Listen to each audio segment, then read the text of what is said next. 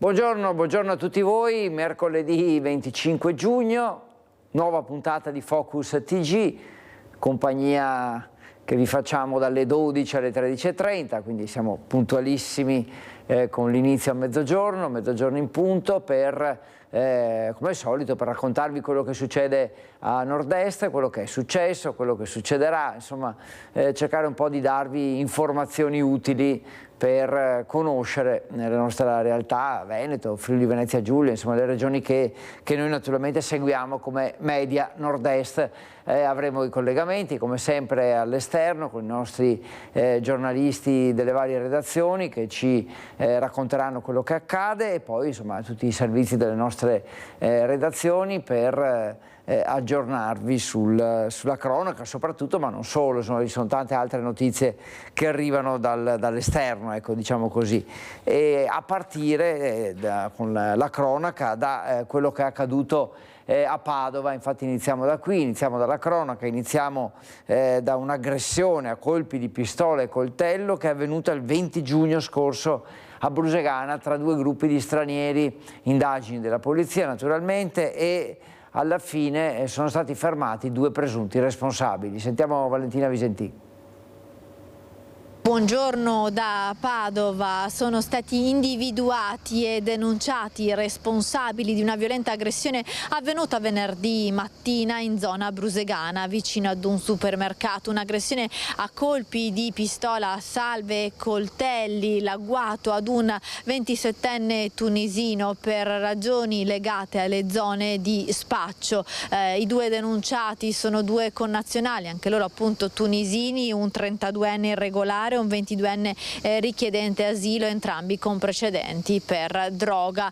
Come dicevamo, l'aggressione è avvenuta all'esterno di un supermercato dove il 27enne tunisino è stato raggiunto da un 32enne che lo invitava ad allontanarsi perché quella era la sua zona di spaccio. Ne è nata una colluttazione, è arrivato un altro uomo che ha esploso alcuni colpi di pistola, una pistola che poi i poliziotti hanno ritrovato ed è risultata a salve. Colpi che sono stati uditi da alcuni residenti che hanno dato l'allarme quando sono arrivate sul posto. Le volanti della questura e gli agenti della squadra mobile hanno cercato di ricostruire quanto è accaduto, sentendo anche il 27enne vittima dell'agguato.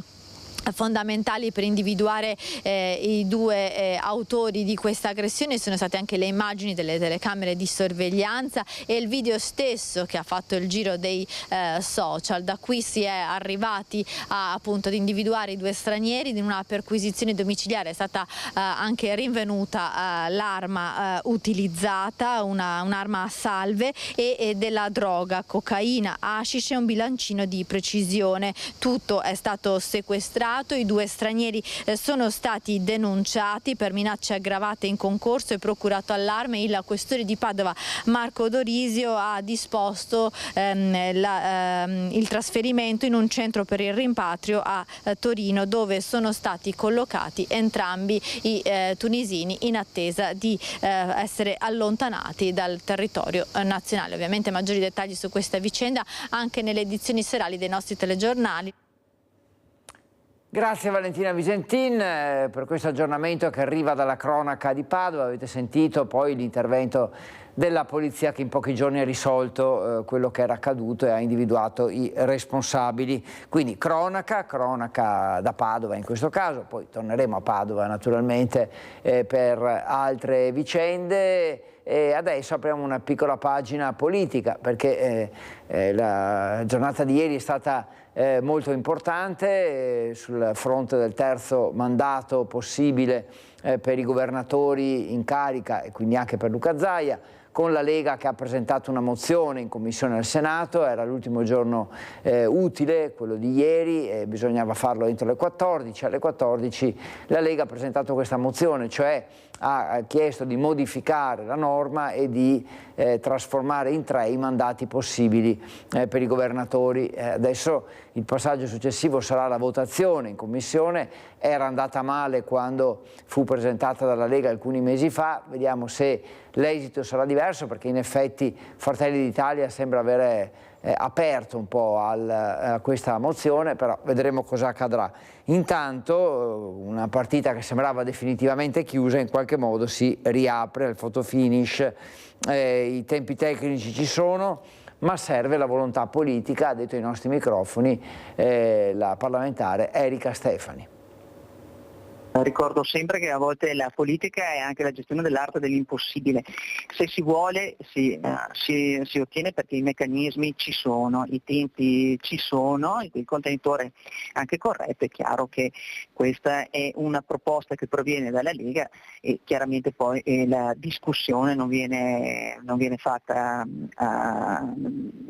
insomma, a livello di vertici. Insomma, se c'è la volontà politica si può fare. Questo fa intendere la senatrice vicentina Erika Stefani dopo aver presentato con i colleghi veneti a Palazzo Madama un emendamento per superare il blocco del terzo mandato per i presidenti di regione, che in Veneto significa solo e soltanto una cosa: consentire la rielezione di Luca Zaia.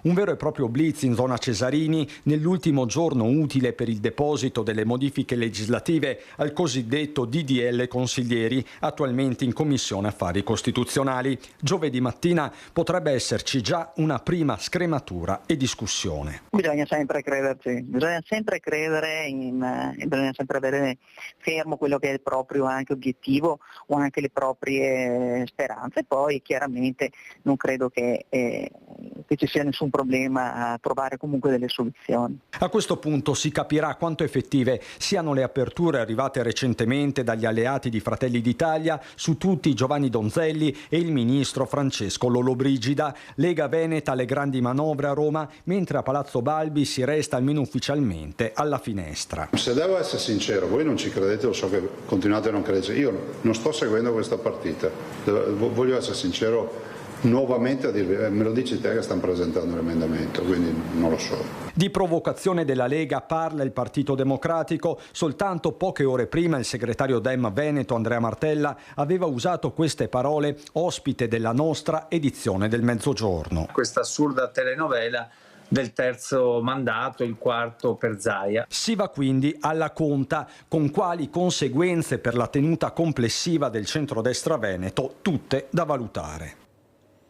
E andiamo anche in Friuli Venezia Giulia, perché c'è il presidente della regione Fedriga che parla di attenzione massima legata all'allarme terrorismo, alle basi militari americane in Italia, e poi ci sarà questo documento programmatico di governo che verrà illustrato in aula nel Consiglio regionale oggi, e poi il governatore commenta anche le polemiche per la partita di calcio Italia-Israele che sarà di nuovo ospitata a Udine, quindi non collegato direttamente questo suo intervento al terzo mandato, ma come sappiamo anche Fedriga è interessato da questa vicenda.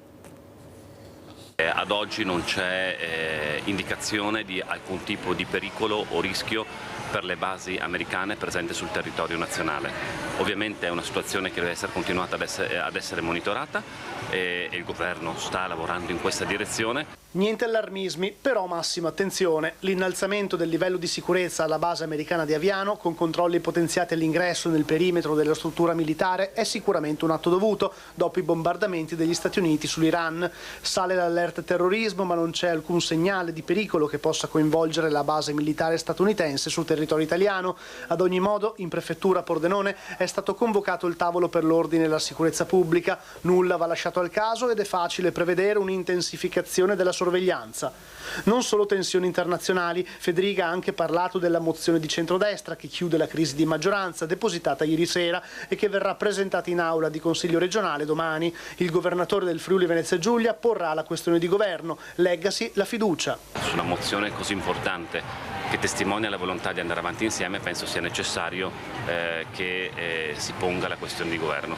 Secondo il documento, Fedriga è riconosciuto come garante e arbitro della coalizione. Si andranno a toccare elencare tematiche di ogni assessorato per accelerare su certe questioni, come la nuova legge elettorale per le province. Si parla di sanità, il punto d'avvio della crisi, si chiede un cambio di passo sulle infrastrutture per rivedere il piano paesaggistico regionale. Questi sono solo alcuni dei punti della mozione programmatica di governo al voto il 1° luglio.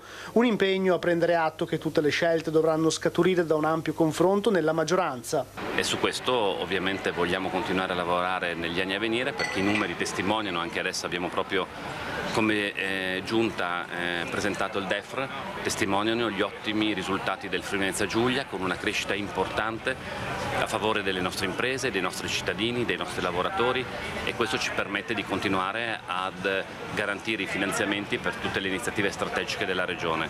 Infine Federica ha commentato la scelta della Federazione di ospitare nuovamente a Udine la partita di calcio Israele-Italia, decisione che ha scatenato polemiche. Ed anzi lo sport ha sempre favorito l'incontro e il dialogo, e vedere che quando ci viene assegnato comunque l'onore di ospitare la nostra nazionale nella nostra regione e a Udine ci siano l'ennesima polemica orchestrata da una parte politica, la vedo come qualcosa che non favorisce il dialogo, che favorisce anche l'incomprensione e lo scontro. Adesso andiamo a Mestre, perché insomma, uno dei temi caldi di questi giorni è certamente il matrimonio di Jeff Bezos con Lauren Sanchez, un matrimonio che sta facendo discutere, che non dico divida la città. Adesso chiediamo conferma ad Anna Maria Parisi, che è collegata con noi, perché mi sembra che la maggioranza dei veneziani insomma, accolga con favore questo matrimonio, perché comunque non sembra che porti danni alla città, ma insomma, anzi porta un indotto importante. Però non mancano le proteste, poi vi racconteremo quello che è successo anche ieri. Insomma, chiedo ad Anna Maria Parisi, che è con Sandro Ponchio, di farci un po' il punto della situazione, quali sono le novità di oggi, cosa succederà e soprattutto anche da un punto di vista delle forze dell'ordine, che posizione c'è e quanto impegno ci sarà nei prossimi giorni. Buongiorno Anna Maria, a te. Buongiorno Federico. Dunque il matrimonio Jeff Bezos e Lauren Sanchez divide la città, con i veneziani che da una parte si schierano contro insomma, questo è grandissimo evento, perché dicono la città è in mano soltanto ai ricchi, e così anche le azioni di mobilitazione e protesta, di cui parleremo a breve. Dall'altra invece effettivamente c'è chi dice che porta un grande indotto alla città. Ricordiamo che Jeff Bezos insomma, oltre ad aver prenotato alberghi e ristoranti e taxi e gondole per questo grande matrimonio previsto per sabato prossimo, con gli sposi in arrivo in città nelle prossime ore, a brevissimo, quindi ha donato anche 2 milioni di euro alla città per il restauro dell'Arsenale, dove tra l'altro si terrà la grande e attesissima cerimonia. Tra le azioni di protesta, quella di Extinction Rebellion, con i 4 attivisti che sono saliti in cima alla gru a Venezia, in riva degli Schiavoni, gru che si trova proprio nell'area attorno alla quale ci sono i cantieri per il restauro dell'albergo Danieli, che ospita moltissimi degli invitati di Bezos alle nozze. Hanno srotolato uno striscione di 50 metri riportante la scritta tassare i ricchi per ridare al pianeta. Tra l'altro vestiti, Federico, tutti e 4 gli attivisti da Robin Hood, con imbragature e caschetti. Poi sono stati fermati dalla polizia, sono stati portati in questura, dove sono stati denunciati per violazione di domicilio e invasione di edifici. A proposito delle altre domande che mi hai posto in merito alle misure di sicurezza, sia per questo grandissimo evento che vede una Venezia blindata di fatto, ma anche per gli echi di guerra, con l'allerta terrorismo e la presenza a Venezia di questo grande numero di ospiti statunitensi. Sentiamo cosa ci ha detto il prefetto, che abbiamo intervistato proprio poco fa, sempre con le immagini di Sandro Ponchio. Poi la linea torna a te. Non si tratta assolutamente di una Venezia blindata, si tratta di una Venezia serena e sicura. Serenità e sicurezza vuol dire sì, mantenere elevato il livello di attenzione da parte di tutte le forze di polizia, soprattutto in relazione al contesto internazionale, alcune manifestazioni di dissenso legittime che si svolgeranno e sulle quali verranno concentrate le forze dell'ordine. Per quanto riguarda gli eventi privati, sono eventi privati che si autogestiscono. La presenza nell'ambito di questi eventi privati di personalità di livello straniero molto elevato inducono ad avere atteggiamenti prudenziali complessivamente intesi. Ma io soprattutto penso alla serenità per la popolazione, la serenità per i nostri turisti, la serenità per tutti coloro che svolgono attività economiche sul nostro territorio. Il primo interesse dell'amministrazione della prefettura e dell'amministrazione dell'interno è per la città di Venezia, per i suoi abitanti, per i suoi turisti. Ecco, dopo i bombardamenti degli Stati Uniti all'Iran comunque sono state rafforzate secondo disposizioni del Viminale, quindi nazionale, tutte le misure di sicurezza da noi in Italia. Per quanto attiene Venezia, qual è la situazione, con quali siti attenzionati? Vedete come anche un evento privato abbia avuto un rilievo di carattere internazionale straordinario. Qualsiasi cosa avvenga a Venezia ha un riverbero a livello internazionale elevatissimo, per cui non possiamo che mantenere un'attenzione straordinaria. La presenza in più di personalità straordinarie, come possono essere quelle che partecipano ad eventi privati, e non si parla soltanto di questa vicenda specifica del matrimonio, ma anche quella di una mostra d'arte come quella della Biennale Architettura. La presenza del ghetto ebraico ci inducono necessariamente, perché qualsiasi cosa avvenga a Venezia ha un rilievo internazionale e quindi diventa anch'essa un obiettivo. Per questo siamo molto attenti, cerchiamo di mantenere l'attenzione al massimo livello, tenendo presente che lo sforzo deve essere di tutti, e quindi chiedo davvero anche ai cittadini di dare ogni segnalazione di turbativa che può essere utile alle forze dell'ordine. Ecco, interessante questo invito che arriva dal prefetto su come comportarsi nei prossimi giorni. Insomma, saranno sicuramente giorni di grande pressione per Venezia, questo sì, però insomma mi pare di capire che non c'è emergenza o particolare preoccupazione. E tra l'altro ieri su questo tema è intervenuto anche il presidente del Veneto Zaia, una polemica che poi è arrivata anche in Parlamento, dove 5 Stelle e AVS hanno incalzato il ministro Piantedosi. Ci sono 4 presidi di protesta del comitato No Space for Bezos che sono annunciati per sabato. Intanto sentiamo cosa ha detto Zaia sul tema, sull'argomento. Mentre aumenta la frequenza di jet privati e aerotaxi in atterraggio al Marco Polo, imbarcazioni di lusso gettano gli ormeggi in laguna come il mega yacht da 122 metri del miliardario americano Shahid Khan. Sono le avanguardie di aria e di mare dei circa 200 ospiti invitati alle nozze di Jeff Bezos e Lauren Sanchez, un esercito di celebrità protagonista di 3 giorni di festeggiamenti dal 26 al 28 giugno che sono diventati un caso internazionale. La presenza di ospiti come Ivanka e Donald Trump Jr. innanzitutto costituiscono motivo di particolari precauzioni in ottica di sicurezza, e in prefettura il Comitato Provinciale dell'Ordine Pubblico ha fatto il punto della situazione con i responsabili di tutte le forze dell'ordine. Oltre alle manifestazioni di dissenso locale, preoccupa l'aggravarsi delle tensioni internazionali dopo il bombardamento americano in Iran. Bezos mi risulta che faccia questo matrimonio che costerà dagli ultimi conti che ho visto fare 40-48 milioni, ma porterà anche una visibilità, una promozione del nostro contesto, che è una promozione internazionale. Qualcuno si è preso la briga di dire che vale circa 2,5 miliardi, vale più di 5 Super Bowl americani. A questo punto sorge spontanea, diceva quel signore la domanda, ma a che pro, visto considerato che Venezia è piena di turisti? Al pro che comunque è una comunicazione internazionale, ma soprattutto ricordiamoci che anche quello che è la promozione è una promozione che io spero intercetti ad esempio molta filantropia a livello internazionale. Non tutti la vedono così. Alleanza Verdi Sinistra e Movimento 5 Stelle hanno chiesto un'informativa al ministro degli Interni Matteo Piantedosi su un robusto apparato di sicurezza che dovrebbe blindare Venezia durante i festeggiamenti.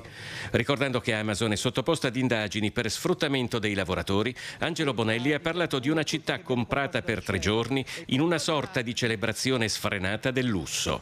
Secondo Fratelli d'Italia, Italia, invece, Piantedosi non dovrebbe riferire in aula su questo argomento perché il ministro dell'Interno non è un organizzatore di matrimoni e ogni giorno ci sono manifestazioni che bloccano strade e attività economiche senza che nessuno chieda informative urgenti alla Camera. A continuare così, immagino che qualche altro VIP che vede tutta sta scena dirà: beh, visto che dobbiamo sposarci, dobbiamo fare i 18 anni della figlia o del figlio, sto giro andiamo a Saint-Tropez, andremo a Parigi, andremo da qualche altra parte, a Monte Carlo. A me non sembra una bella soluzione questa. Di certo non abbiamo incentivato i futuri eventi, così li deprimiamo. Dopo le azioni degli ultimi giorni, sabato sono annunciate non una ma 4 manifestazioni, o meglio 4 presidi via acqua e via terra, con musica e interventi e allestimenti organizzati dal collettivo veneziano No Space for Bezos, sul ponte Niccolò Pasqualigo in Strada Nova, nelle fondamenta Santa Caterina, della Misericordia e dell'Abbazia. I partecipanti sono consigliati di portare gonfiabili, strumenti musicali e in caso costume da bagno con maschera e boccaglio. Intanto arrivano disdette, cancellazioni, cambia ancora insomma la logistica del matrimonio dell'anno tra Bezos e Sanchez. Con ogni probabilità anche il fatidico sì tra gli sposi e tutto il resto sarà concentrato nell'arsenale e comunque sono arrivati i primi mega yacht degli invitati. No, Bezos. Un altro striscione è comparso nella notte davanti all'ingresso del ristorante La Pagoda in Lungomare Marconi al Lido di Venezia, dove giovedì sera si sarebbe dovuto tenere con il ristoratore dei divi Luca Prader il primo grande evento della 3 giorni del matrimonio da favola in laguna di Jeff Bezos e Lauren Sanchez. Il benvenuto ai circa 200 ospiti si sarebbe dovuto tenere perché poi in mattinata gli organizzatori hanno comunicato dispiaciuti al ristorante che l'evento è annullato, specificando però che Jeff Bezos pagherà tutto comunque quello che era stato pattuito per la serata, compresa la cena e i servizi. Cambiano dunque anche il programma e le sedi di riferimento, il campo d'azione per le nozze si restringe. Niente ricevimento matrimoniale degli sposi alla Scuola Grande della Misericordia, dove in mattinata è stato smantellato tutto ciò che era stato predisposto per il grande evento. Tutte queste proteste di coloro che non vogliono il matrimonio di Bezos a Venezia siano assolutamente assurde. Venezia dovrebbe essere onorata come città che alcune persone di prima fascia nel mondo, nella finanza, nell'impresa, nello spettacolo, decidano di venire a Venezia per festeggiare il loro matrimonio in quella che è considerata da sempre la città dell'amore.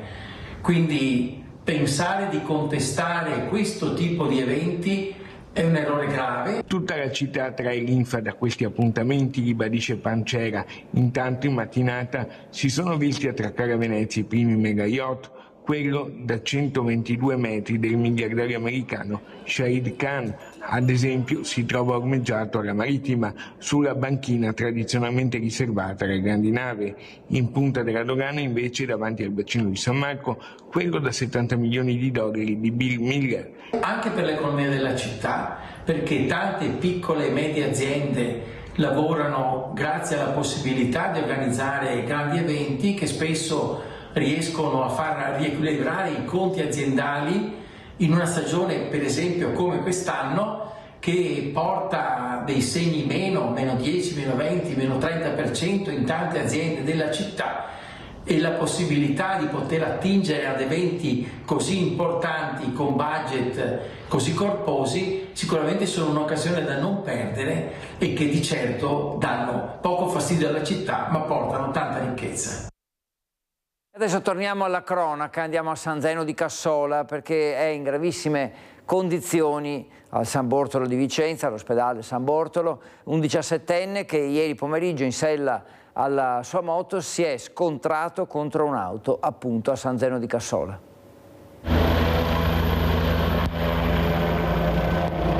È stato necessario l'intervento dell'elisoccorso per trasportare in condizioni gravissime all'ospedale di Vicenza un motociclista di 17 anni rimasto coinvolto in un incidente stradale a San Zeno di Cassola.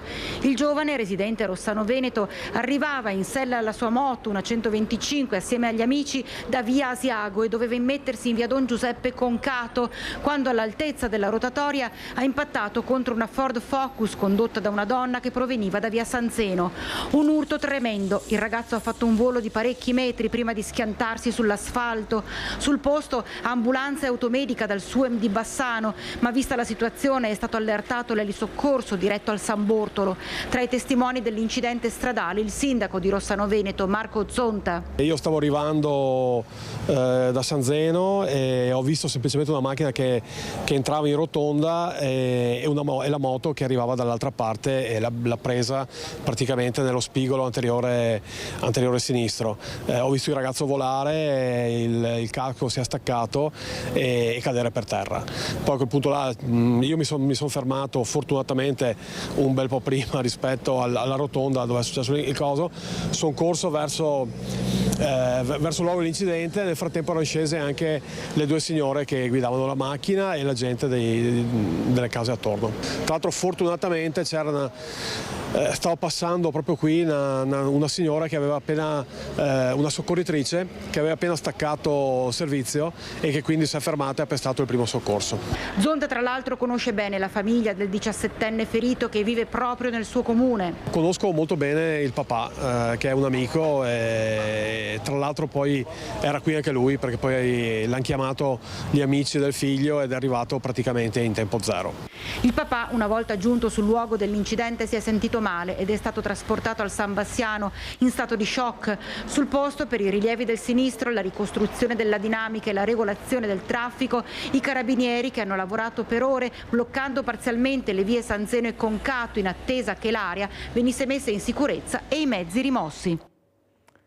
Bene, grazie allora per questo servizio alla nostra redazione di Bassano. Usciamo dallo studio subito, ora andiamo a Conegliano dove c'è Lucio Zanato. Lucio è lì per l'apertura, mi pare, di un nuovo centro vaccinale, se non erro, e insomma è ovviamente un'iniziativa che poi ha varie implicazioni che si ripercuotono anche sui cittadini. E quindi Lucio, raccontaci un po' come va, cosa stai facendo, dove sei. A te le coordinate, prego. Buongiorno ai telespettatori di Rete Veneta, sono a Conegliano, sono con il direttore generale dell'ULSS 2 Francesco Benazzi.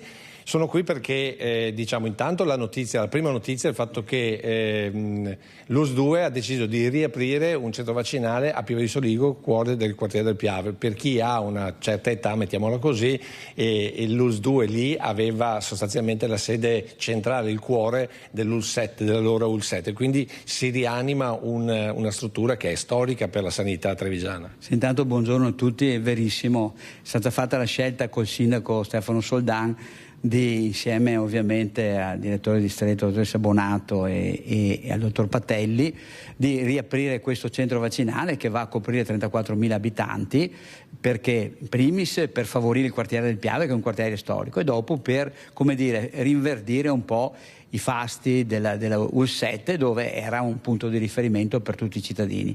Quindi un ritorno alle vaccinazioni, quindi un ritorno a rivivere, ecco, il passato della ex ULSS 7. Ecco, però la seconda notizia che è venuta fuori durante la conferenza stampa, che riguarda anche, diciamo così, la parte del Bassanese, perché siete gemelli con l'ULSS 7, è che la zona dell'Asolano ha poca gente che si va a vaccinare, ha paura di andare a vaccinarsi, non vuole andare a vaccinarsi, ma lo dico io, non lo dice lei, insomma sono diventati Novax. Diciamo che questa storicamente esiste da tanto tempo, lo avevamo anche prima del Covid, si è un po' acuita quel Covid. Oggi nell'area di Pieve di Soligo di Treviso la vaccinazione è, come prevede ovviamente l'ILEA e le linee guida nazionali, per questi due territori del 95%. nel territorio dell'Asolano siamo intorno all'86, 85, 86%, quindi con punti molto diversi da quello che è la media regionale, e su questo stiamo lavorando perché c'è una popolazione che è un po' reticente alla vaccinazione, non rendendosi conto che invece la vaccinazione ci aiuta ad evitare certe patologie che possono essere veramente pericolose per pazienti fragili e per pazienti che hanno malattie croniche. Ecco, va detto appunto che la vaccinazione non riguarda solamente i bambini, io ricordo quando ti facevano la verola famosa, certo, e qualcosa di così, ma riguarda anche e soprattutto gli adulti, perché ad esempio esiste il fuoco di Sant'Antonio, esiste il pneumococco della polmonite, ho detto giusto? Sì, perché sono stato ad ascoltare la conferenza stampa, e quindi sono cose importanti anche per gente over 65, io ci sto arrivando, per cui mi interessa molto, soprattutto il fuoco di Sant'Antonio, perché dicono che è dolorosissimo e non si cura. Sì, difatti l'herpes zoster varicella, che sarebbe questo virus, sicuramente è destruente da grossi problemi, oltre alla dolorabilità dalle parti innervate che colpisce, e poi è difficile debellarlo e si può riproporre nel corso degli anni. L'unico modo per evitare che questo ovviamente vada a colpire le persone, in particolare i fragili e gli anziani, è vaccinarsi, non c'è alternativa, e questo è un segnale importante, perché chi è vaccinato sa benissimo che non ha avuto problemi con la vaccinazione e che effettivamente ha evitato di prendere questo virus. Ecco, ma quelli che sono, diciamo, dubbiosi, dicono perché le vaccinazioni, non sono tanto convinto, cioè sono vaccini che sono testati da tempo, sono vaccini importanti, sono vaccini insomma che hanno salvato addirittura generazioni. Certamente la vaccinazione salva tutte le forme di meningococco, pneumococco, abbiamo visto dalle meningiti alle encefaliti, vengono, come dire, salvaguardati grazie alle vaccinazioni. E poi ricordo sempre, e questo è importante, la classe 54, 53, anche 55, che purtroppo veniva colpita dalla poliomelite. Fatto il vaccino antipolio è finita, nessun altro ha avuto la poliomelite, quindi la gente deve pensare che la vaccinazione aiuta e salva vite e soprattutto dà la possibilità alle persone di evitare di avere delle patologie che possono essere importanti e creare grosse difficoltà anche nella vita quotidiana. E dopo il discorso degli effetti collaterali, essendo testate da autorità internazionali, effetti collaterali non ce ne sono di fatto. Allora, intanto i vaccini, effetti collaterali, lo sappiamo benissimo, lo diciamo sempre alle mamme, nel punto di inoculazione un lieve rossore che sparisce da solo, e qualche volta verso sera, se la vaccinazione è fatta durante il giorno, nei bambini soprattutto, un rialzo febbrile che si risolve con una tachipirina e il giorno dopo i bambini stanno bene, quindi queste sono le uniche vere controindicazioni. Se dopo uno è allergico a dei componenti che sono all'interno del vaccino, lo sa prima, lo dice, e quindi si cambia il tipo di vaccinazione. E quindi è tutto sicuro.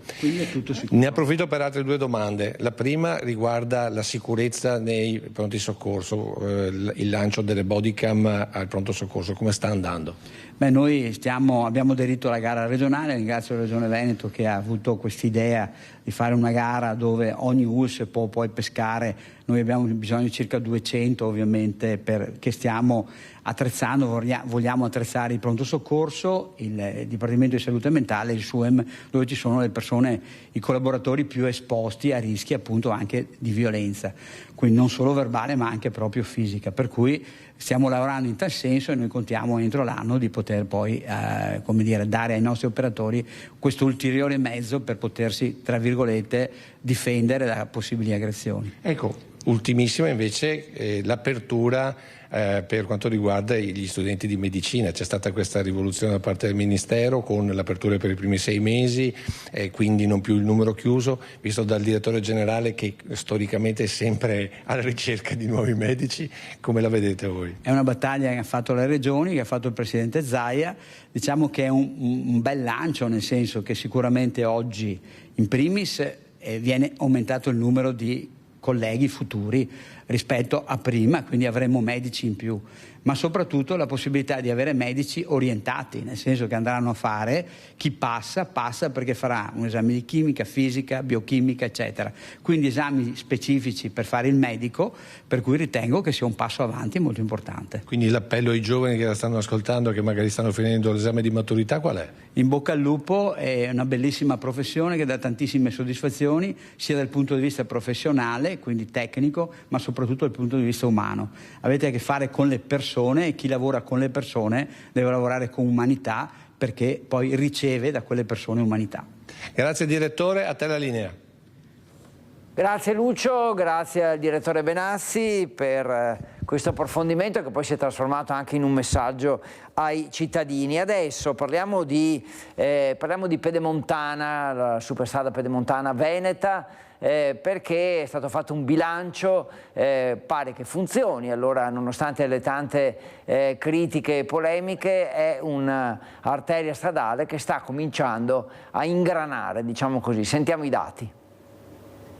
Questa è un'infrastruttura che oggi dà dei buoni risultati, ha un incremento importante di veicoli e senza entrare nei dati tecnici ha avuto un incremento nell'ultimo anno del 18% di traffico che oggi cuba più o meno 83.000 veicoli al giorno, che non sono poca cosa se consideriamo che ci sono infrastrutture nate 40-50 anni fa anche in Veneto che fanno meno traffico. Con l'interconnessione alla Brescia-Padova, da maggio dell'anno scorso il traffico sulla Pedemontana è aumentato del 18% rispetto al gennaio 2023 del 144%.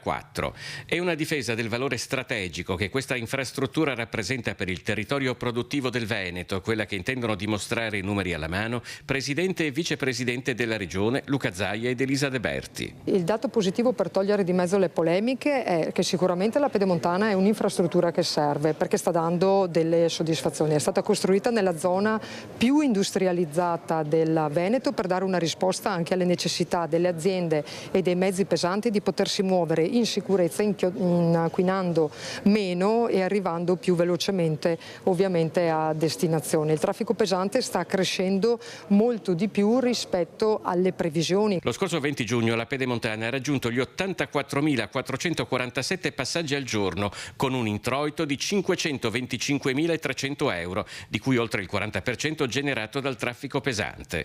Sta funzionando anche lo sconto del 60% sul pedaggio per i veicoli leggeri dotati di telepedaggio, introdotto lo scorso 10 marzo a chi percorre fino a 2 tratte giornaliere da 25 km ciascuna. C'è un incremento generale sostanzialmente su tutta l'infrastruttura del 35%, siamo arrivati anche a un incremento dei mezzi leggeri dal lunedì al venerdì del 35%, però ci sono delle tratte che danno soddisfazione, vanno oltre il 40%, o Breganze e Valleagno che dà oltre il 74% di incremento di mezzi leggeri. La superstrada e i suoi costi sono diventati argomento di dibattito e di polemica politica in Consiglio regionale, probabilmente anche uno dei temi che saranno affrontati nel corso della prossima campagna elettorale. Stiamo vedendo un incremento che è pauroso. Se valutiamo questo incremento dal primo giorno ad oggi è del 141%, se lo valutiamo nell'ultimo anno 18%. Perché continuano ad esserci così tante polemiche allora? È diventato uno dei temi importanti anche in Consiglio regionale. Io onestamente non le vedo le tante polemiche, diciamo che sono pochi che fanno tanta polemica, visto e considerato che i cittadini sono felici di questa infrastruttura e penso che il dato sia praticamente dimostrabile. Nel momento in cui hai 83.000 auto al giorno che ci vanno, vuol dire che qualcuno la percorre la Pedemontana, altrimenti sarebbero tutti sulla viabilità ordinaria. Considerare 40 milioni all'anno ad oggi, che probabilmente diminuiranno, un buco nero, insomma, sfido chiunque a fare un'infrastruttura di questo tipo e a spendere meno di 40 milioni. Adesso andiamo a Bassano del Grappa perché da 3 giorni in centro è aperto un cantiere, che ne abbiamo parlato anche nei giorni scorsi, che sta tagliando in 2 la città. E allora siamo andati, Mirko Cavallin e Andrea Benetti sono andati a sentire i commercianti su questo tema. Vediamo. A Bassano del Grappa viabilità rivoluzionata come abbiamo raccontato in questi giorni, il cantiere sul ponte Ferracina procede a pieno ritmo, abbiamo raccolto alcune impressioni dei negozianti di qua e di là del ponte. Io come attività non ne sento il disagio, di certo è che a parere mio potevano scegliere un altro periodo dell'anno per poter fare questo lavoro qua. È anche giusto che sia rimesso a posto il ponte, cioè viva Dio. Però sempre parere mio, ci sono altre strutture da prima mettere a posto. Ad esempio? Beh, io ho un parere mio personale per l'ossario. L'ossario secondo me sarebbe una delle prime cose da mettere a posto. I ponti vanno aggiustati, messi a posto, mantenuti, e l'impressione sicuramente è quella di avere un po' di disagio da parte soprattutto di chi ha l'utenza da quella parte, però ricordiamo che le cose devono essere anche fatte, perché purtroppo poi succedono magari qualcosa che non va bene, ecco. Naturalmente tutti i cantieri hanno un certo inquinamento acustico, però se i lavori si devono fare è meglio farli che non che avere dei danni più gravi prossimamente, insomma, quindi io resisto e la gente che lavora non mi dà problemi, insomma, sono positiva. Ma vedo solamente il traffico che circola anche qui praticamente, però sinceramente non ho visto momentaneamente tanto traffico, parecchio traffico in giro ovviamente. Però la zona qua nostra è un po' limitata, quindi il flusso della via Ferracina quello sarà sicuramente più importante. Qui ancora sinceramente no. C'è stato un po' di confusione, diciamo, in questi primi giorni di doppio senso di circolazione, però ci sta, insomma, che finché non si prova, appunto, è normale che ci sia un po' di confusione nei primi momenti, vediamo se funziona. Sinceramente fino adesso ho visto poche macchine passare, quindi bene, c'è sempre il pericolo, diciamo, della scalinata con persone che si aspettano che sia pedonale e che sbucano quando arrivano macchine, quindi meglio se ne passano meno e chissà, speriamo che poi appunto si prenda un po' il giro. Per ora non è ancora valutabile perché abbiamo visto il rallentamento del discorso pedonale, ma dovuto probabilmente anche al clima che stiamo vivendo che rallenta un po' le uscite pedonali delle persone che vogliono passeggiare. Il discorso veicolare, ho assistito a qualche episodio non è stato coordinato bene, però immagino che siano anche tentativi non facili da gestire, nel senso che ho visto delle macchine arrivare nel senso opposto. Via Ferracina di fatto è diventata una zona pedonale con un traffico estremamente ridotto. Anche su questo abbiamo chiesto un parere ai negozianti. Se è ben gestita sì, anzi sarebbe la nostra ambizione che diventasse pedonale, però logicamente deve essere gestita esternamente, non solo qui localmente, nel senso che incentivare il discorso parcheggi con i mezzi per poter accedere al centro storico, perché altrimenti siamo proprio tagliati fuori. Il fatto di rendere Bassano una zona pedonale mi trovo favorevole, tenendo presente appunto anche le esigenze di alcune attività, perché io se ho dei signori che devono scaricare materiali delicati e fragili non è che possono partire dal parcheggio in fondo e arrivare fin qua rischiando di creare danni maggiori a quelli che già fanno. Quindi bisogna un po' valutare la possibilità di dare dei permessi, di non creare una burocrazia eccessiva nel concedere i permessi per chi ha le attività, insomma. Diciamo che avendo esperienze anche del passato, la ZTL non serve al commercio purtroppo.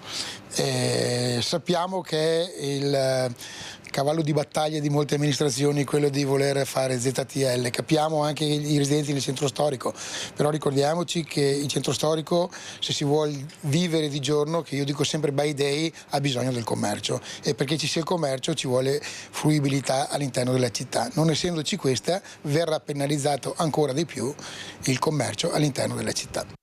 Io sono a favore della chiusura, diciamo, in questa via, sicuramente creerà un sacco di disagio per i negozianti, per chi ci abita, però magari trovare una soluzione alternativa o segnalare almeno che c'è un passaggio di macchine sarebbe una bella cosa, ecco, secondo me, da parte del comune. Questo è un problema, stiamo già vedendo che i negozi a Bassano stanno chiudendo sempre di più e questo porterà a una moria generale dei negozi in centro a Bassano.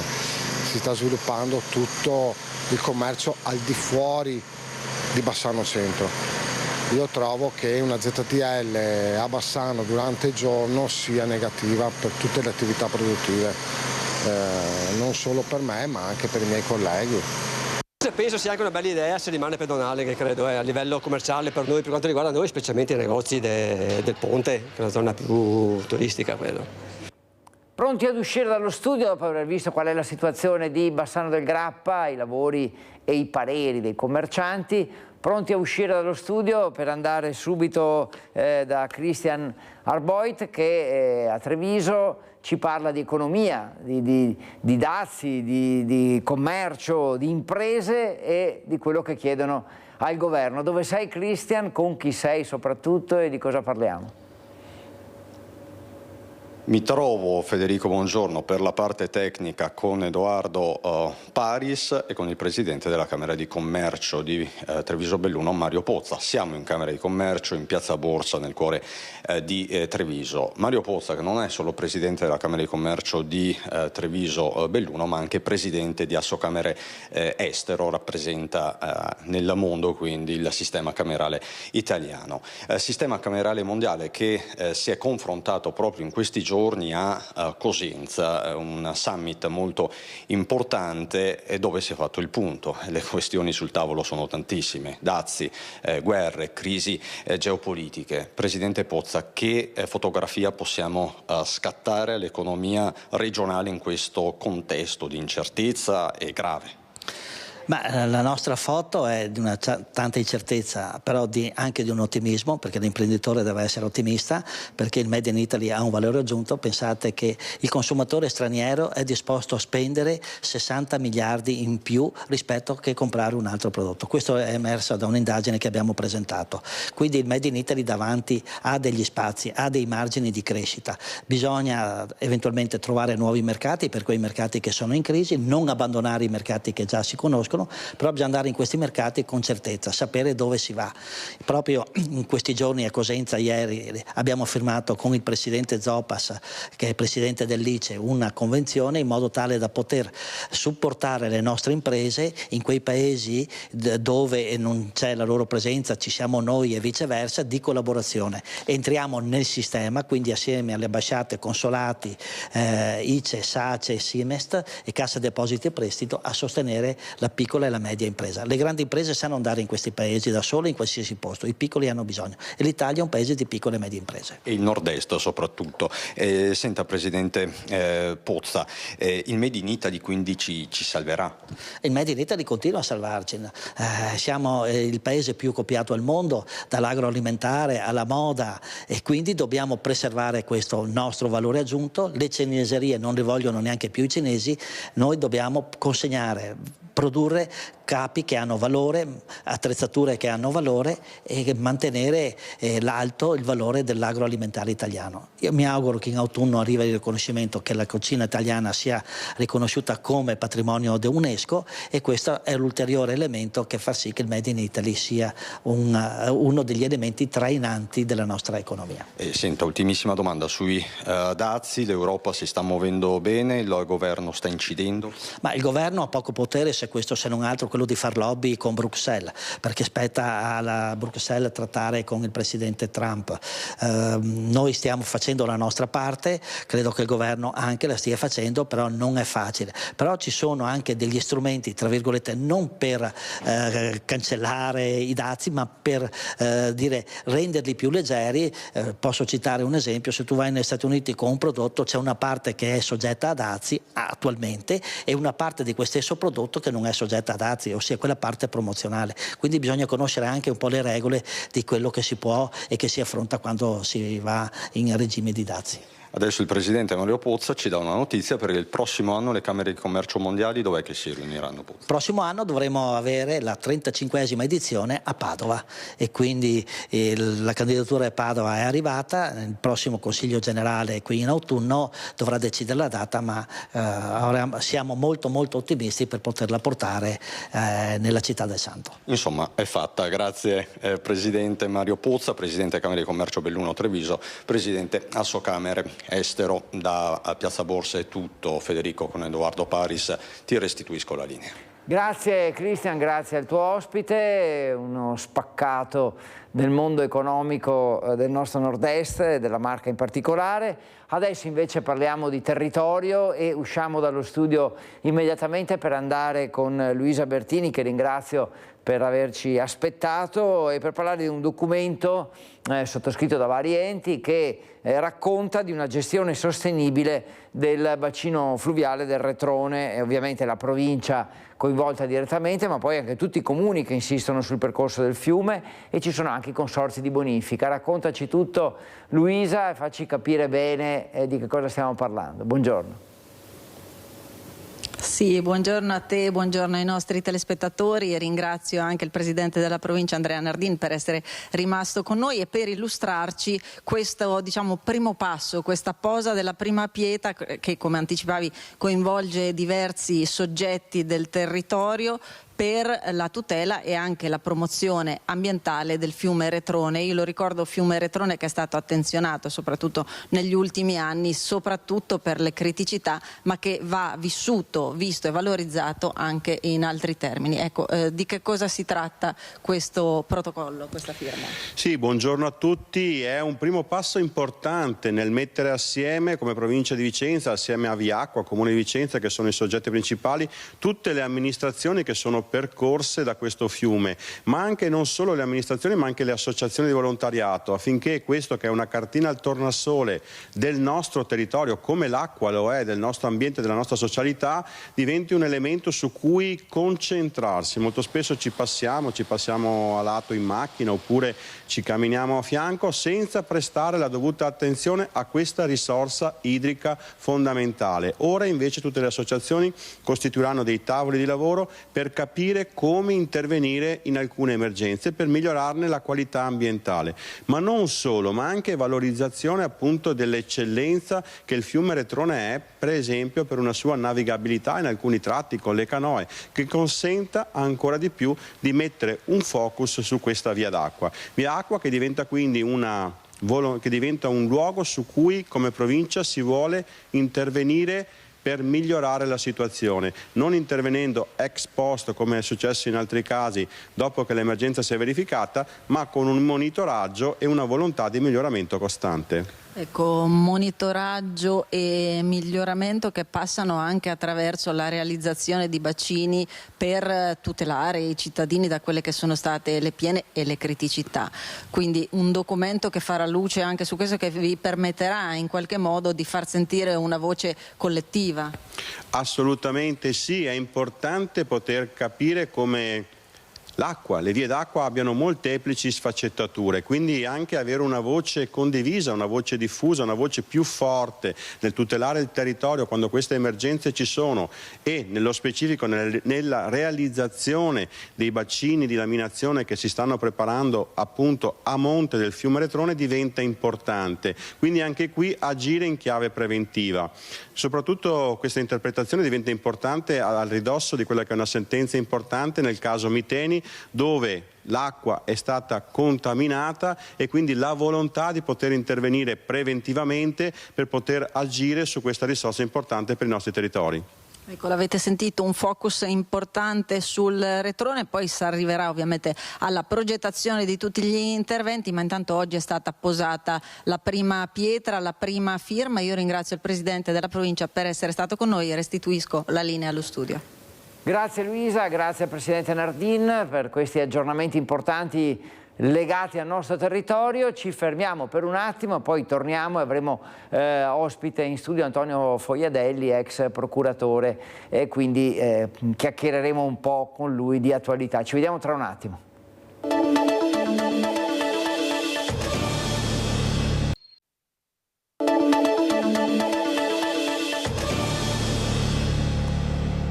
Ben ritrovati, Focus TG ancora con voi, siamo insieme fino alle 13:30, lo sapete, e abbiamo un po' questa volontà, questo desiderio di informarvi su quello che accade a Nord-Est. Siamo già usciti parecchie volte dallo studio in questa prima parte, siamo andati a parlare di economia, di territorio, di cronaca, del matrimonio di Jeff Bezos, insomma, abbiamo affrontato tanti argomenti, ancora lo faremo, però invece adesso piuttosto che uscire dallo studio rientriamo e ci stiamo anche un po', perché abbiamo un ospite gradito che salutiamo. Buongiorno da Antonio Foiadelli, già procuratore della Repubblica di Treviso, che insomma non è riuscito a resistere alla tentazione un po' di parlare di attualità, di sociale, e quindi insieme, immagino, ad amici, colleghi, avete dato vita a un'associazione non molti mesi fa, un'associazione che ha questa volontà, mi pare di capire, cioè quella di impegnarsi anche nel sociale e di essere forse un po' una fonte di comunicazione ulteriore per i cittadini che hanno sempre bisogno di informazioni vere, ecco, autentiche e sicure, ecco, mettiamola anche così. Sì, il punto è esattamente questo. Insomma, la proposta non è partita da me, è partita da altri amici, ma io ho aderito ben volentieri perché, per anche una questione personale, che per carattere non riesco a stare fermo, quindi ho detto di sì. Lo scopo, ma lei lo ha già anticipato, di questa associazione è quella di rapportarsi con il pubblico, insomma con quello che noi chiamiamo cittadino, sì, il quale è sempre frastornato molto spesso e soprattutto ha bisogno, e lo chiede, di informazioni per quanto possibile, non dico oggettive perché l'oggettività in sé per sé non esiste, però di informazioni che non sappiano, che non abbiano il sapore della rissa, quale invece purtroppo alla quale si assiste molto spesso nei dibattiti televisivi, dove gli argomenti sono trattati da un punto di vista di schieramento politico. Ecco, quindi siccome lo scopo dell'associazione è dichiaratamente per statuto apolitico, il compito che forse un po' presuntuosamente, ma con buona volontà ci proponiamo, è proprio quello di fornire delle informazioni, non solo di fornire le informazioni attraverso relatori di rango e di prestigio, ma anche di creare una provocazione e diciamo pure un dibattito, una serie di domande nel tentativo di rispondere a quelle che sono certe curiosità che non puoi esprimere nel momento in cui sei seduto sul divano e guardi la televisione. Ecco, mi piace questo aspetto che ha toccato lei, delle domande e risposte, cioè effettivamente anche noi che facciamo televisione, Focus qui la sera, sempre tanti ospiti che parlano di attualità, e la nostra interazione con i cittadini è quella, i messaggi che ci mandano, più di così non riusciamo, ma il fatto di poter diciamo guardare negli occhi i cittadini come volete fare voi e rispondere alle loro domande è una vera comunicazione che va su due fronti, con la garanzia che siete, come ha detto lei, apartitici, apolitici. Quindi diciamo che uno si siede davanti a voi, immagino, sereno, un po' più sereno, perché dice so che non mi vogliono portare per forza da una parte o dall'altra e posso essere, diciamo, anch'io più genuino nelle domande magari che faccio, perché mi fido, tra virgolette, non che non ci si debba fidare dei politici, ci mancherebbe, però loro ovviamente hanno un'impostazione diversa, i politici, diciamo, quelli dichiaratamente politici, e quindi hanno magari anche un modo diverso di rapportarsi con la gente. Voi questo non ce l'avete, ecco, scusi, ma io la leggo così, ecco, la sua lettura è assolutamente come dire, perfetta, nel senso che noi non abbiamo nessun messaggio da trasmettere, nessuna volontà di, come dire, di convincere, ecco, questo vorrei sottolinearlo, semplicemente ci proponiamo in una situazione di offerta chiamiamolo di un servizio di risposta a determinate curiosità e anche di risposta a determinate inquietudini, perché io ho detto la parola inquietudini, ma ci ho pensato prima di dirlo, perché in una situazione geopolitica quale quella alla quale stiamo assistendo, effettivamente qualche preoccupazione la sta dando, anche ecco, a livello... mi dà l'occasione anche per parlare del vostro prossimo appuntamento. Intanto non abbiamo detto il nome dell'associazione, che è Treviso Cultura, esatto. Però ovviamente non vi occupate solo di cultura, ma insomma più a 360 gradi esatto, di quello che ci circonda. E ecco, l'appuntamento che lanciate, diciamo così, al pubblico è quello per venerdì 27 giugno alle ore 18 a Palazzo Giacomelli, parliamo di Treviso naturalmente, sostanzialmente, e come diceva lei, ecco, non so se riusciamo almeno a vedere un po' la locandina, il titolo è L'Europa nello scenario geopolitico globale, che immagino però, adesso le faccio questa provocazione, è un titolo importante, un titolo impegnativo, ma che immagino voi invece vogliate tradurlo in maniera molto semplice, anche voglio dire, cioè un argomento che volete diventi facile per chi verrà a confrontarsi con voi. Allora, ripeto un vecchio detto, non esistono soluzioni facili a problemi complessi, quindi noi assolutamente non siamo così folli da pretendere di dare, come dire, delle spiegazioni a fenomeni così drammatici e così complessi. Semplicemente vorremmo, attraverso questi relatori, che sono uno è un ex ambasciatore. Ecco, sì, se vuole dire questa cosa, cioè raccontare ecco, chi saranno, è una garanzia in più, insomma, appunto, innanzitutto sono per tutte le persone che interverranno, quindi l'ambasciatore Sergio Vento, il generale Roberto Bernardini, il console di Polonia Marco Ferruzzi Balbi, sono tutte persone che sono appartenute o appartengono all'ambito istituzionale, quindi ciascuno rappresenta un paese, rappresenta appunto le istituzioni, perché come tali le ha vissute professionalmente. Quindi noi ci aspettiamo, il dibattito sarà così organizzato, con una introduzione da parte di ciascuno dei relatori e poi con spazio alle domande del pubblico, in maniera tale che dalla domanda il relatore, nell'ambito della propria esperienza e delle proprie competenze, possa fornire, diciamo così, delle informazioni non semplificando il problema, ma con parole semplici, perché il problema resta complesso. Certo, no, intendevo proprio quello io, ecco, sì, la facilità complesso, del linguaggio. Però non è, come dire, negativo cercare di illustrarlo o di chiarirlo quantomeno, pur nella sua complessità. Poi evidentemente questo implica che ciascuno di chi ascolta in questo caso è libero di farsi una opinione, ma l'importante è che si faccia un'opinione sulla base di elementi che può immediatamente verificare. Io credo anche che in effetti non ci sia nulla di male a farsi un'opinione o a dare un'opinione su quello che accade. Quindi se tra le righe anche i vostri relatori faranno magari trasparire quale può essere una posizione, credo che non ci sia niente. Adesso va bene essere, diciamo, imparziali, però in base anche alle vostre esperienze, alle loro esperienze personali, che emerga qualcosa, diciamo, Esatto, quello che lei dice io lo sottolineo proprio perché si fa conto delle esperienze, cioè quello che viene detto tiene conto non di studi astratti o di pregiudizi, ma tiene conto di esperienze storiche personali vissute nel concreto, perché i fenomeni della storia e anche quello che sta succedendo adesso non è che escono così improvvisamente dal cappello del prestigiatore, evidentemente hanno degli antecedenti, quindi leggere quello che è accaduto prima,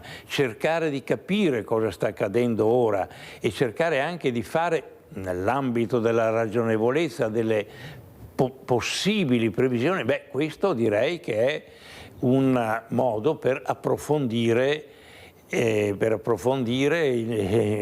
problemi del mondo che ci circonda. Certo, a partire ovviamente da tutte queste tensioni internazionali. Se ha tempo rimanga qualche minuto con noi che poi riparliamo di questa vicenda, però insomma le chiedo se ha voglia di commentare con noi anche un po' di attualità partendo dai nostri servizi e delle nostre redazioni. Ovviamente uno di questi temi è quello della tensione internazionale. A Vicenza ci sono le basi americane, nei giorni scorsi abbiamo parlato di un innalzamento del livello di allerta attorno a questi siti, poi speriamo che per fortuna insomma, gli sviluppi ci portino a una distensione specie tra Iran e Israele, però Daniele Garbin ci racconta nel suo servizio appunto questa situazione di allerta delle basi americane. L'allerta in Italia per il conflitto in Medio Oriente è massima, in particolar modo per le città come Vicenza, che ospitano le basi militari degli Stati Uniti, obiettivi sensibili su cui si concentra l'attenzione dal punto di vista della sicurezza. La Prefettura ha disposto un controllo più serrato delle forze dell'ordine lungo le aree esterne delle caserme Ederle, Daldin e Mi8. Il Ministero dell'Interno, che ha convocato il Comitato Nazionale Ordine e Sicurezza Pubblica, conferma la massima allerta per il rischio attentati. Una situazione monitorata in continua evoluzione che non esclude ad esempio il possibile attacco terroristico improvviso di qualche lupo isolato verso le basi americane.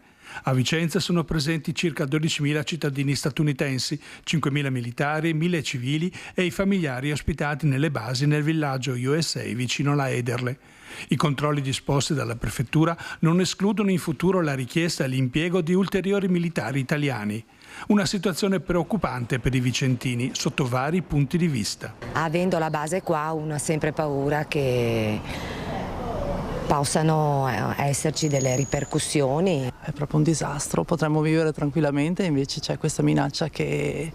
Io ho anche 2 figlie adolescenti, ieri hanno detto abbiamo un bunker, mamma no, ho detto non abbiamo un bunker, però c'è questa preoccupazione, questa sensazione proprio di insicurezza, di tristezza, di ansia. Vedo che hanno aumentato le forze dell'ordine, stamattina ho visto che giravano di più, per cui non posso che augurarmi che le cose finiscano in fretta col buon senso di tutti quelli che dirigono le operazioni militari.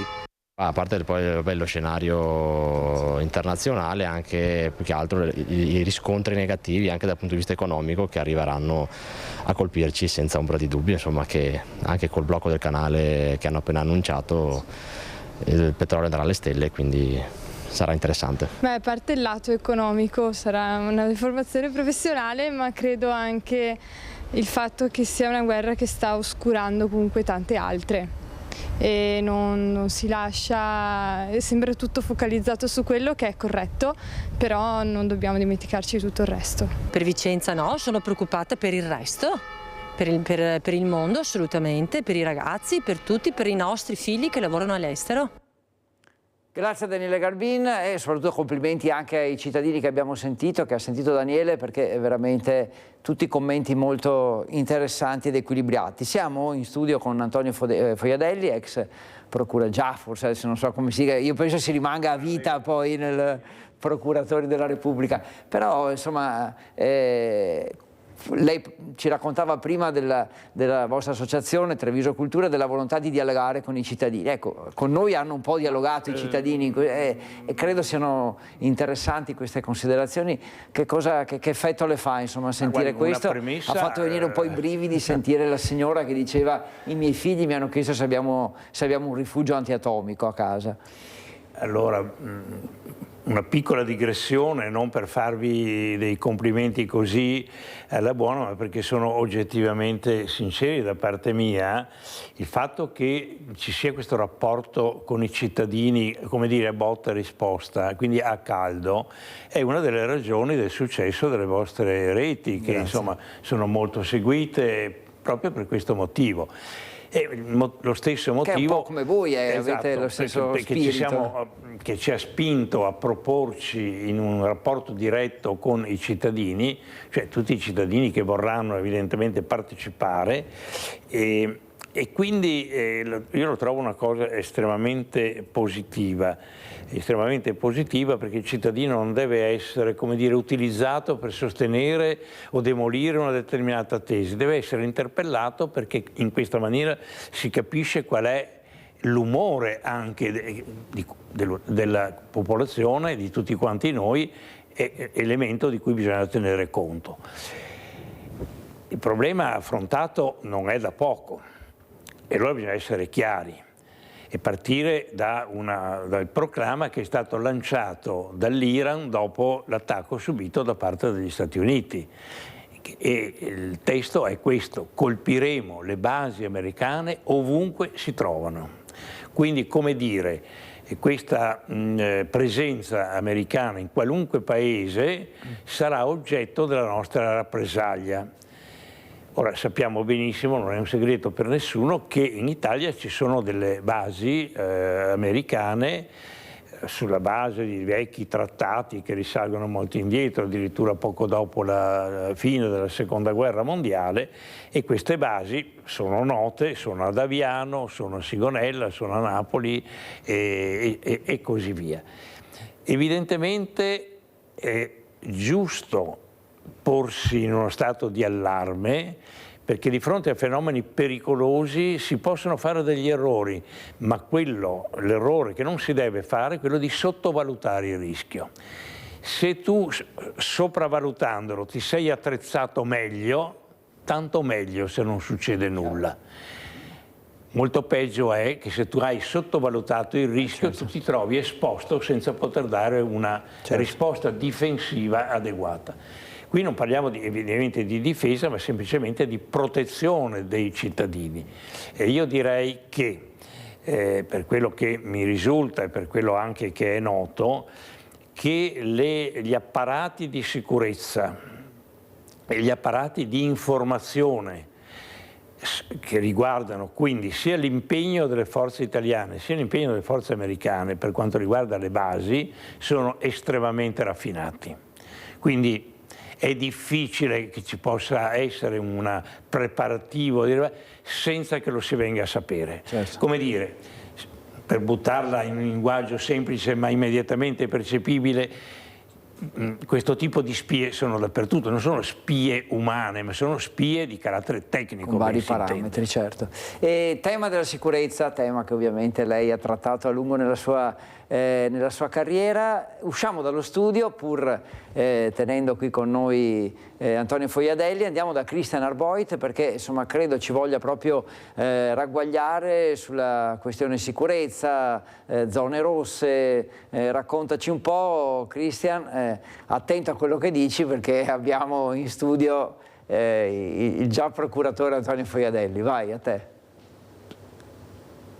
Starò molto attento. Federico, buongiorno di nuovo. Lo sarò anche perché qui con me c'è il tenente colonnello Stefano Mazzanti, comandante del reparto operativo dei Carabinieri di Treviso. Facciamo il punto della zona rossa in via Roma, nel quadrante di via Roma, nei pressi della stazione. Ieri è stata una giornata di super lavoro per i militari dell'Arma. Partiamo dal numero di persone identificate, tenente colonnello Mazzanti. Sono davvero tante.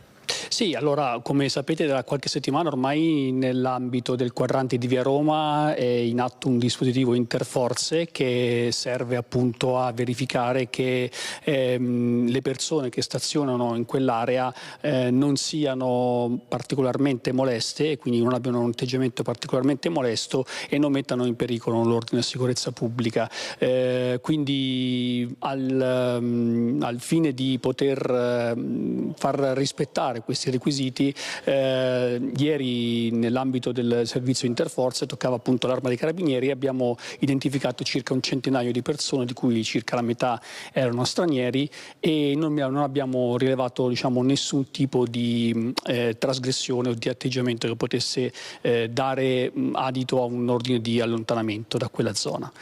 Abbiamo invece poi proceduto alla denuncia di un soggetto, di un 42enne, che è stato denunciato per inosservanza dei dispositivi dati dall'autorità giudiziaria e dall'autorità di pubblica sicurezza, chiedo scusa, e per danneggiamento, perché era un soggetto già conosciuto, un soggetto con insomma, già alcuni precedenti alle spalle, quindi già dei requisiti soggettivi. Parliamo, se non sbaglio, di un 42enne di paese. Sì. Che è andato in escandescenza di fatto prendendo il bus. Cosa è successo? Sì, esatto, il soggetto ha tentato di prendere il bus senza biglietto, giustamente l'autista lo ha redarguito e gli ha impedito di prendere posto nell'autobus, e questo come gesto di stizza gli ha rotto il tergicristallo, quindi l'intervento dei carabinieri dell'autoradio ha fatto sì che nel corso di identificazione fosse verificato che il soggetto appunto era stato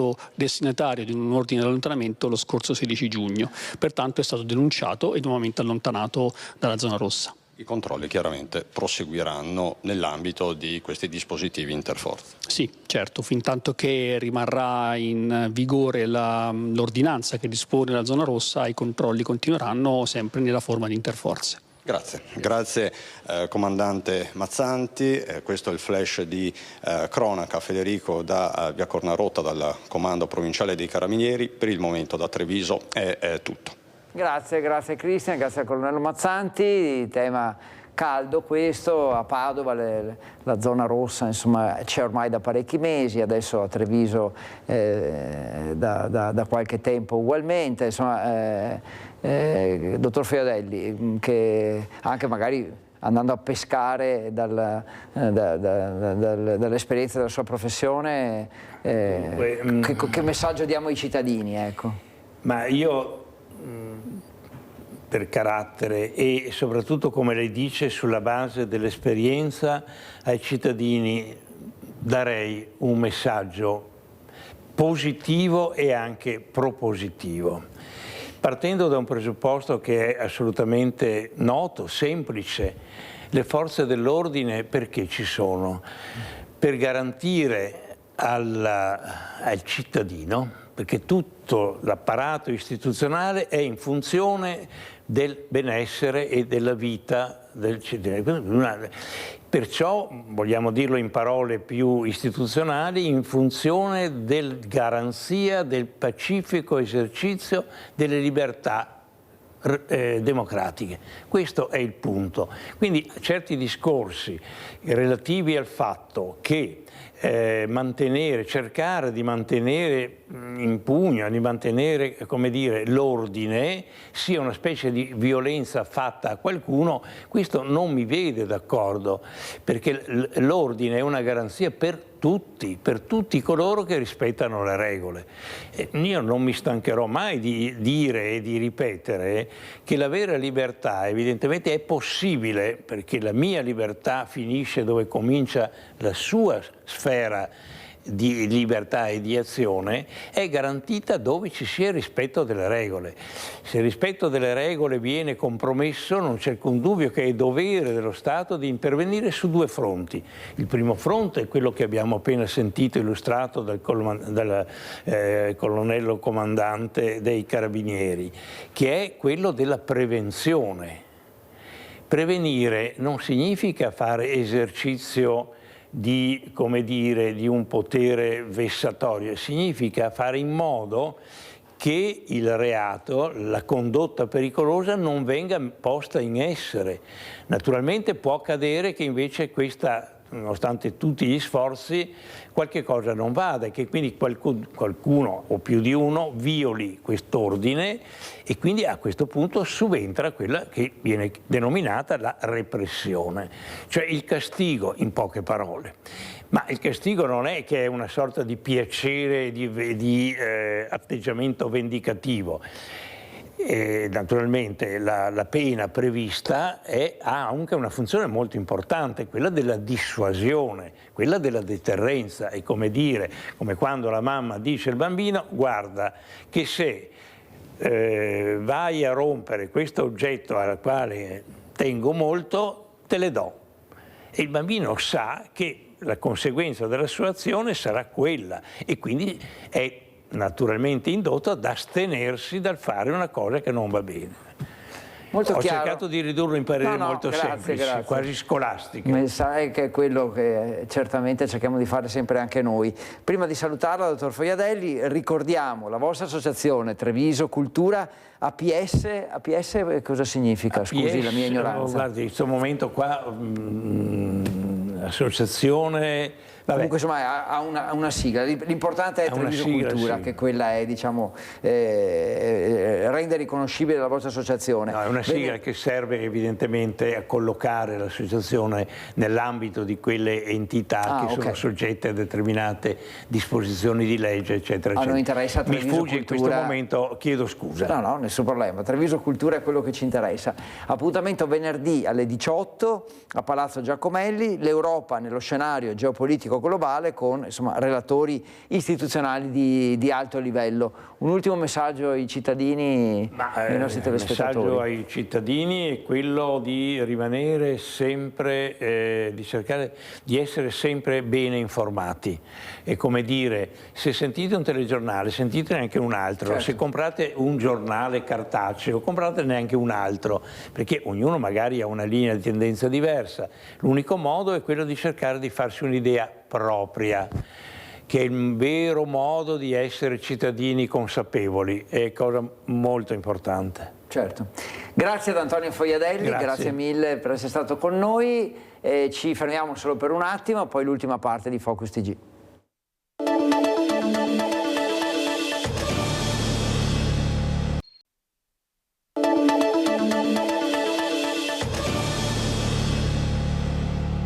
e 23 minuti, abbiamo avuto ospite in studio l'ex procuratore della Repubblica di Treviso Antonio Fojadelli per parlare anche di attualità, oltre che di un appuntamento culturale che è promosso dalla sua associazione Treviso Cultura. E adesso parliamo di sanità, ma nel senso di medici e di loro formazione, cioè l'iscrizione alla facoltà di medicina che cambia quest'anno. Si dice che non ci sia più il numero chiuso, in realtà Francesco Ratai ha incontrato il direttore del preside della scuola di medicina di Padova, che molto bene spiega come funzionerà in realtà, come dicevo, il nuovo piano di studi senza il cosiddetto numero chiuso. Rispetto al passato noi andiamo semplicemente a posporre il test d'ingresso, che questa volta è un esame basato sulle 3 materie, ma ricordo che i celeberrimi TOLC si basavano su chimica, fisica e biologia più alcune domande di logica, perché le tanto vituperate domande di cultura generale erano già state tolte. Come nel Gattopardo, tutto cambia perché nulla cambi. Parliamo dell'abolizione del test d'ingresso al corso di laurea in medicina, almeno secondo il presidente della scuola padovana, il professor Angelo Deitos. L'annunciata riforma, che porterà a Padova per il primo semestre dai 3 ai 4.000 iscritti al primo anno di medicina, in realtà pospone soltanto il test. Il primo semestre sarà un filtro per poi accedere alla scuola di medicina. Il meccanismo prevede quindi un accesso libero a questo semestre filtro, in cui i ragazzi studieranno 3 materie, chimica, biologia e fisica. Il 20 novembre potranno svolgere la prima prova, che è una prova nazionale ma poi corretta localmente, e quindi cominciare a formare quella graduatoria che poi consentirà loro, in caso positivo, di accedere alla scuola di medicina, oppure in caso negativo di accedere a forme, diciamo, alternative di formazione in campo sanitario, come ad esempio le professioni sanitarie. Le lezioni saranno online per permettere a tutti di parteciparvi. Nemmeno l'Università di Padova ha spazi per accogliere un numero così ampio di studenti. La scuola di medicina, per sua natura però, prevede anche esercitazioni pratiche. Non potremmo erogare invece quella parte pratica che già in questo Ateneo viene erogata nel corso del primo anno, perché è chiaro che non possiamo gestire quei numeri su sessioni che siano sessioni appunto pratiche. E questo è un problema, perché la medicina non si impara solo studiando i libri o leggendo online, ma si comincia fin dall'inizio a fare un'esperienza che è teorica ma che è anche pratica. I cantieri di Padova adesso, perché il ponte su via Ariosto ormai è chiuso da 3 giorni, parliamo della zona Stanga, giornata di caos e poi miglioramento. L'invito è quello di prestare attenzione alla segnaletica, se è un percorso abituale organizzare percorsi alternativi in modo tale da caricare meno quel nodo dove assolutamente dobbiamo lavorare. Noi centreremo con il cantiere il periodo di minor traffico. Pendolari pronti, invito raccolto. Dopo il lunedì nero di paralisi causato dalla chiusura del ponte su via Ariosto, migliorata la situazione con disagi inevitabili e code che non hanno raggiunto però le punte di una giornata davvero da dimenticare. Riepilogando, dopo il via di lunedì, i lavori necessari per la stabilità e la sicurezza dei due ponti datati anni 50 in un tratto cruciale della circonvallazione interna di Padova dureranno sul 1° fino al 24 luglio per poi spostarsi al secondo ponte, quello su canale Roncaiette, fino al 16 agosto. Nel frattempo si parte anche con nuove chiusure per il tram su via San Marco. Un'estate intensa di cantieri che, precisa il Comune, sarà l'ultima. È l'ultima estate, come dire, di intensità di lavori. Molti mi chiedono ma come mai i lavori vengono fatti tutti nello stesso periodo, nello stesso arco temporaneo, tutto in questi anni?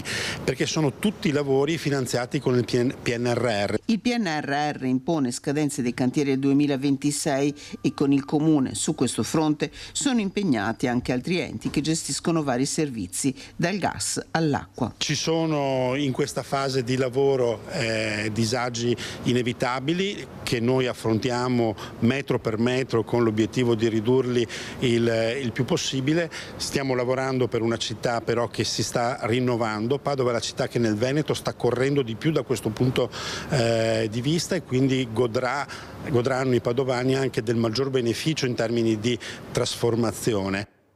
Prima di salutarci andiamo a Trieste perché ci sono 2 triestini nel cast tecnico di Allegria a New Light, lo spettacolo del Cirque du Soleil che è in scena a Trieste fino al 13 luglio, guarda caso, entrambi nel reparto luci, andiamo a conoscerli. Già più di 23.000 persone hanno assistito ad Allegria in New Light, lo spettacolo del Cirque du Soleil che resterà a Trieste fino al 13 luglio, per le cui recite sono già stati venduti più di 50.000 biglietti. Oggi pomeriggio i giornalisti e gli operatori hanno potuto dare un'occhiata dietro le quinte di uno spettacolo che sta conquistando il pubblico e venire a sapere, ad esempio, che 2 triestini fanno parte del cast tecnico dello show, Stefano Visentin e Davide Comuzzi. Abbiamo incontrato Comuzzi nel backstage fra le prove degli acrobati e il riscaldamento degli artisti. Comuzzi, come del resto Visentin, ha un passato, nel suo caso piuttosto recente, fra i tecnici del Rossetti, il che equivale ad un curriculum di tutto rispetto. Abbiamo avuto la fortuna di lavorare in questi anni con la crème dei tecnici e delle produzioni a livello internazionale e questo sicuramente mi ha aiutato a capire come funziona questo mondo al di fuori della tradizione del teatro. Nonostante l'esperienza, nonostante le migliaia di spettacoli al suo attivo, Comuzzi è particolarmente emozionato, comprensibilmente, per essere dietro le quinte di questo spettacolo nella sua città. È un'emozione incredibile essere qui, avere l'occasione di lavorare con una compagnia di così alto livello e di aver portato appunto Allegria, uno spettacolo forse il più iconico del Cirque du Soleil a Trieste, nella mia città. È un onore incredibile. In definitiva, è curioso che a Trieste uno spettacolo che cita la luce nel proprio sottotitolo si affidi ad un triestino per dar luce allo show. Mi occupo dal montaggio delle luci durante l'allestimento fino alla messa in scena e alla realizzazione effettiva dello spettacolo alla console. 13:30 è il momento di salutarci, vi ricordo l'appuntamento con Focus, il nostro programma di approfondimento questa sera alle 21:15, oltre ovviamente a tutti i nostri telegiornali, però con Focus mi soffermo un attimo per ricordarvi chi saranno gli ospiti di oggi: Leopoldo Bottero, Silvia Calligaro, Fabrizio Comencini, Barbara Denardi, Giorgio Denardi, Gennaro Marotta, Vivian Moro e Andrea Zanoni. È tutto, grazie per aver seguito Focus TG, buon pomeriggio.